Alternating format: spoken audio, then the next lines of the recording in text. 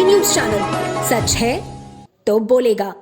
काशी हिंदू विश्वविद्यालय के चिकित्सा विज्ञान संस्थान के गैस्ट्रोएंटरोलॉजी विभाग द्वारा विश्व हेपेटाइटिस दिवस पर मरीजों की हेपेटाइटिस बी एवं सी की निशुल्क जांच की गई। इसके साथ ही हेपेटाइटिस बी एवं सी पॉजिटिव मरीजों को निशुल्क दवा भी दी गई।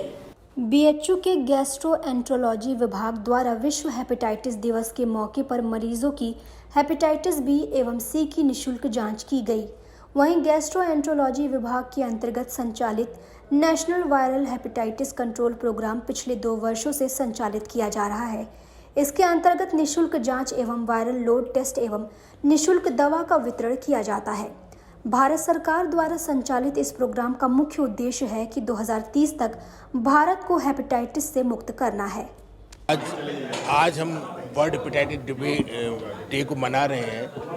वर्ल्ड हेपेटाइटिस डे इसलिए मनाते हैं कि हम लोगों को ये जागरूकता करें, लोगों को जागरूक करें कि हमारे लिए हेपेटाइटिस कितनी खतरनाक हो सकती है। खासतौर से ये हेपेटाइटिस बी और सी, ये 2 वायरस जो विषाणु होते हैं, ये हमारे लिए शरीर के लिए बड़े घातक होते हैं। और ख़ासतौर से ऐसा देखा गया कि हेपेटाइटिस बी का जो प्रेवलेंस है और जो लोग हैं, करीब 400 लोग एक्चुअली हेपेटाइटिस बी से किसी न किसी रूप में संक्रमित हैं।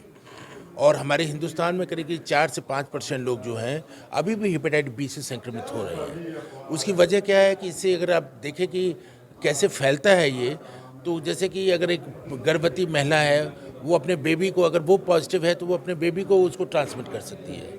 इसी तरह से अगर हम जो टैटूइंग कराते हैं, जो हम कान छिदवाते हैं, बिना डिस्पोजल किए हुए जो हम सिरिंज से इंजेक्शन देते हैं गांव में, जिसकी प्रथा बहुत पहले थी, और जो हम लोग अनसेफ सेक्स वगैरह होते हैं, फिजिकल कांटेक्ट होते हैं, जो हम लोग सड़कों पर जो दाढ़ी वगैरह बनाते रहते हैं, ये एक्चुअली बड़े कॉमन कॉज होते हैं जिससे कि हेपेटाइटिस बी और हेपेटाइटिस सी दोनों संक्रमित हो सकते हैं। तो इसी तरह से तो हेपेटाइटिस सी जो है वो भी एक बहुत खतरनाक बीमारी होती थी।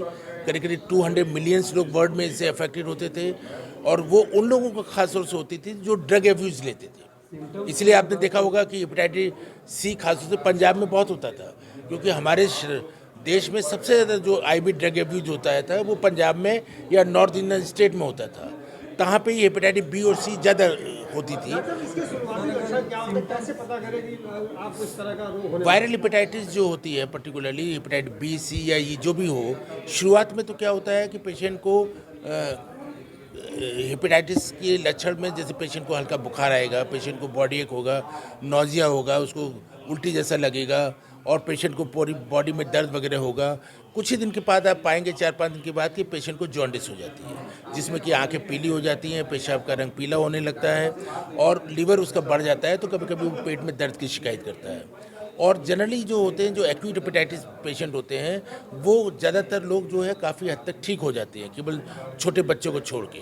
जो नियोनेट होते हैं, जिनको मदर टू बेबी इन्फेक्शन होता है, उनको वो इन्फेक्शन ज़्यादा दिन तक परसिस्ट करता है। और जो लोग इनमें 5 से 10% लोग जो हैं जो नहीं ठीक हो पाते हैं, वो आगे चल के उनको जलोदर की बीमारी हो जाती है, जिसको हम सिरोसिस बोलते हैं। ये एडवांस डिसीज होती है, जिसमें कि रोगी को पेट में पानी आ जाता है, पैरों में सूजन हो जाती है, पेशेंट को जॉन्डिस। आप देख रहे हैं डैन काशी न्यूज चैनल, सच है तो बोलेगा।